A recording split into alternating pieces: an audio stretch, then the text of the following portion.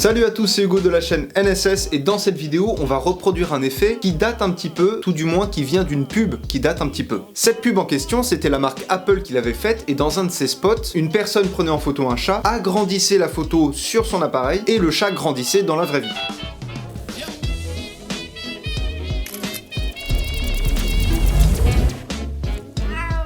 Et comme vous l'avez vu dans l'intro, c'est ce qu'on va apprendre à refaire aujourd'hui. Personnellement, j'ai pas de chat chez moi, du coup j'ai pris un Rubik's Cube. Vous pouvez le faire avec n'importe quel animal ou objet, ça marche de toute façon. Mais du coup, comment ça marche ?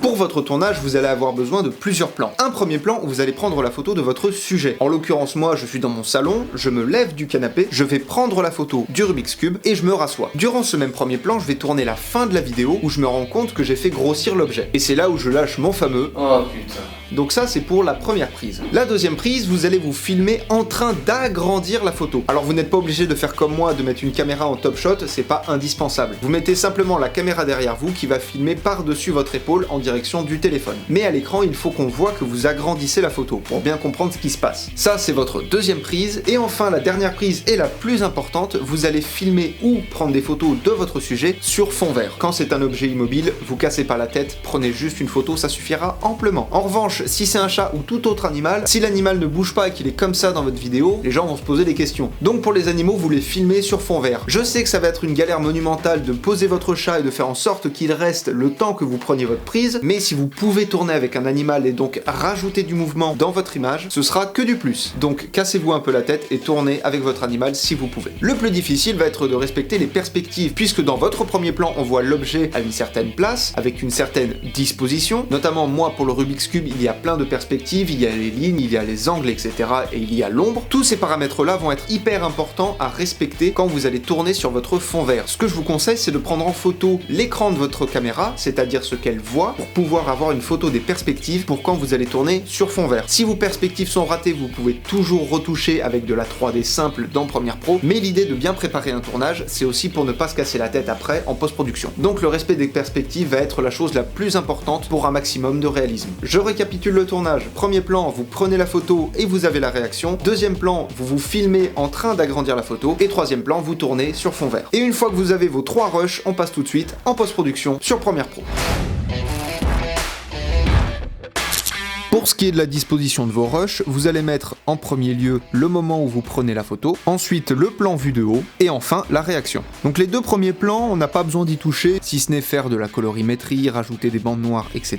Nous, ce qui nous intéresse, c'est uniquement ce rush-là, où on va venir incruster notre Rubik's Cube. Donc comme je vous ai dit, moi j'ai pris juste une photo, puisque c'est un objet immobile, j'ai pas besoin de me casser la tête, et on va venir du coup détourer tout ça. Donc pour retirer la couleur verte, j'ai fait une vidéo sur le fond vert, je vous invite à aller la regarder, vous avez une petite fiche qui s'affiche en haut de l'écran. Vous allez venir chercher l'effet Ultra Key que vous glissez déposez sur votre image. Vous avez une petite pipette qui va venir sélectionner la couleur qui va être supprimée, en l'occurrence le vert. Je vais passer ma sortie de composite à couche alpha pour avoir uniquement les luminances. Tout ce qui va être en blanc va être gardé et tout ce qui va être en noir va être supprimé. Et je vais passer mon paramètre de par défaut à dynamique. Voilà, ça me donne un résultat qui me convainc un peu plus. Et il a gardé l'ombre, j'aurais même pas besoin de la générer en plus. Je vais juste rajouter un masque pour enlever les petites fioritures qui sont en dessous, donc je vais dans l'effet opacité et je sélectionne l'outil plume, et je viens créer mon masque autour du cube. Alors je fais un masque approximatif, pas besoin d'être extrêmement précis, et dans Ultra Key, je repasse ma sortie de couche alpha à composite. Et je vais venir replacer mon cube un petit peu mieux. C'est pas trop mal, mais les perspectives ne me plaisent pas trop, parce que j'ai pas pu prendre exactement les mêmes perspectives que au tournage, mais pour ça, c'est pas bien compliqué. Vous retournez dans votre fenêtre effet, et vous tapez 3D simple. Vous venez glisser-déposer l'effet sur votre image, et on va venir bidouiller un petit peu les paramètres,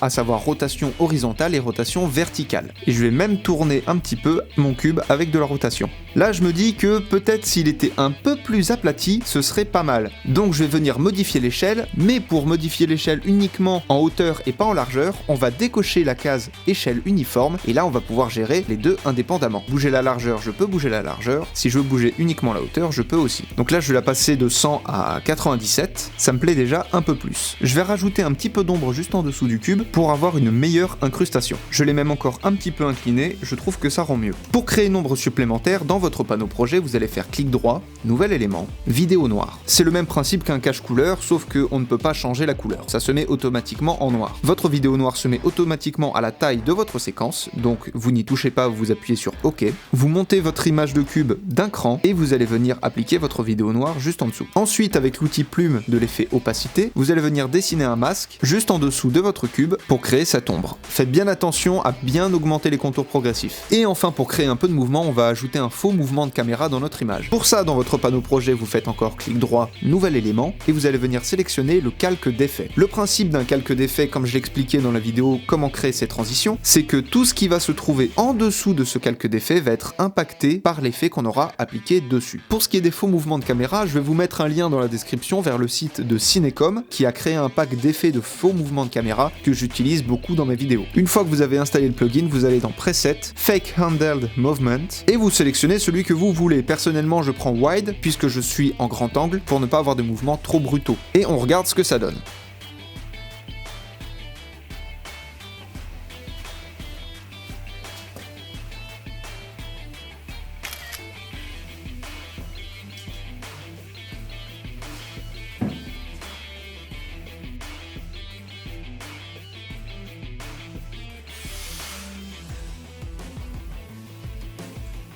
Oh putain.